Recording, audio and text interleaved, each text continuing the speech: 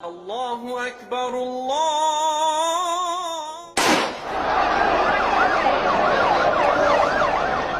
سری نگر کے نقشبند صاحب علاقے میں واقع مزار شہداء پر منگل کے روز یوم شہداء کے موقع پر جہاں اس سال بھی خاموشی چھائی رہی اور اس تاریخی مزار کی طرف جانے والے راستے مسدود رہے، وہیں سرکاری سطح پر بھی مسلسل دوسرے برس بھی کسی تقریب کا اہتمام نہیں کیا گیا۔ تاہم حریت کانفرنس نے یوم شہداء کے پیش نظر منگل کے روز ہڑتال کی کال دی تھی۔ 13 جولائی 1931 کے دن کو یوم آزادی کشمیر بھی کہا جاتا ہے۔ اس دن ڈوگرا حکمرانی کے خلاف کشمیریوں کی بغاوت اور تحریک آزادی کا آغاز ہوا۔ یہ کشمیر میں پہلا موقع تھا جب مسلمانوں نے مہاراجہ کی حکومت پر سر عام سوال کیا۔ سری نگر میں سینٹرل جیل کے باہر ڈوگرا فوجوں کے ہاتھوں 22 کشمیریوں کی ہلاکت ہوئی تھی۔ بعد میں سال 1948 میں اس وقت کے جموں کشمیر کے وزیر اعظم شیخ محمد عبداللہ نے اس دن کو یوم شہداء قرار دیا تھا اور اس دن سرکاری بند کا اعلان کیا۔ سال منایا جا رہا ہے، ہر سال ہمارے جو 1931 کے شہداؤں کو، جو شہداء اس وقت شہید کیے گئے، ان کو خراج عقیدت پیش کیا جاتا ہے آج کے دن۔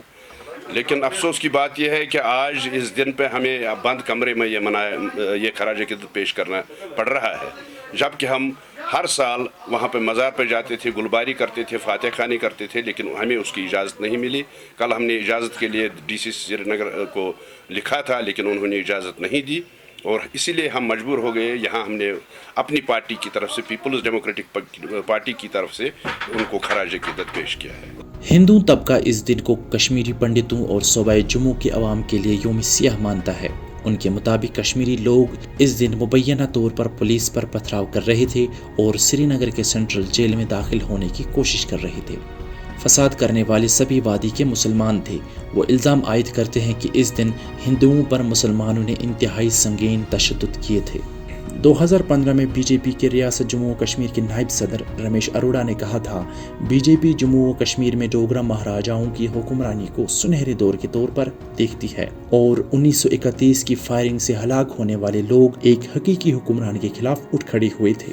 یوم شہداء کشمیر ہر سال جولائی میں لائن آف کنٹرول کے دونوں اطراف میں 22 کشمیریوں کو خراج عقیدت پیش کرنے کے لیے منایا جاتا ہے۔ تاہم دسمبر 2019 میں یو ٹی انتظامیہ نے سرکاری تعطیلات کی فہرست سے 13 جولائی کی چھٹی کو حذف کر دیا اور 27 اکتوبر کو سرکاری تعطیل رکھی گئی، جس دن مہاراجہ ہری سنگھ نے ہندوستان کے ساتھ الحاق کیا تھا۔ واضح رہے ماضی میں اس موقع پر مزار شہداء پر عوامی سطح سے زیادہ سرکاری سطح پر گہما گہمی ہوتی تھی، اور وزیر اعلیٰ و دیگر وزراء کے علاوہ علاقائی جماعتوں کے لیڈران بھی مزار پر حاضر ہو کر گلباری کر کے خراج عقیدت پیش کرتے تھے۔